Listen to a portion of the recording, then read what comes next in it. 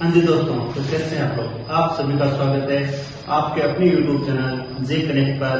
और आज अपन देखेंगे जो यूरोपीय कंपनियां हमारे देश के अंदर आई थी उनका ऑर्डर क्या था और उन्होंने किस ऑर्डर में यहाँ पर अपनी फर्स्ट फैक्ट्री को स्टेब्लिश किया।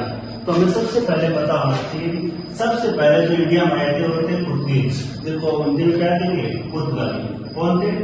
पुर्तगाली। आपको पता ही हो कि वास्को डी गामा भारत के अंदर आया था 1498 के अंदर, और उनके द्वारा फर्स्ट जो फैक्ट्री स्टेब्लिश की गई थी वो कोचिन के अंदर की गई थी 1503 के अंदर।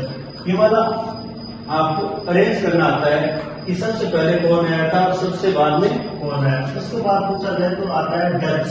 डच कब आते हैं? 1596 के अंदर आते हैं और अपनी सबसे पहली फैक्ट्री कहाँ स्टेब्लिश करते हैं? मछलीपट्टनम के अंदर करते हैं 1605 के अंदर। कब करते हैं? 1605 के अंदर। एंड आप याद रखेंगे जिसमें हमारे साथ सबसे ज्यादा टाइम तक भारत में रहते वो है कौन? ब्रिटिश।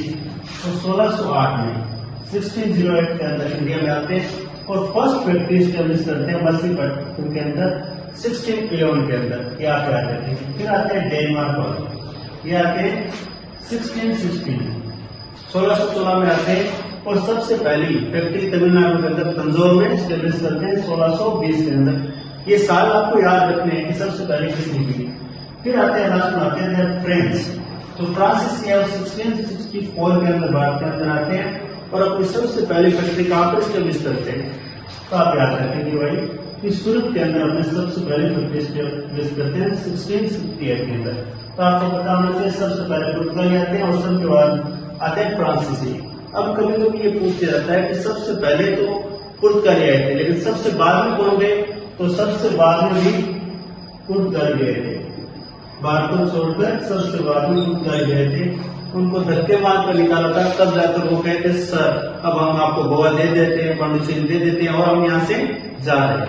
आप जब गोवा के अंदर जाओगे तो वहां पे कुछ इमारतें वो पुर्तगाली स्ट्रक्चर में बनी हुई है।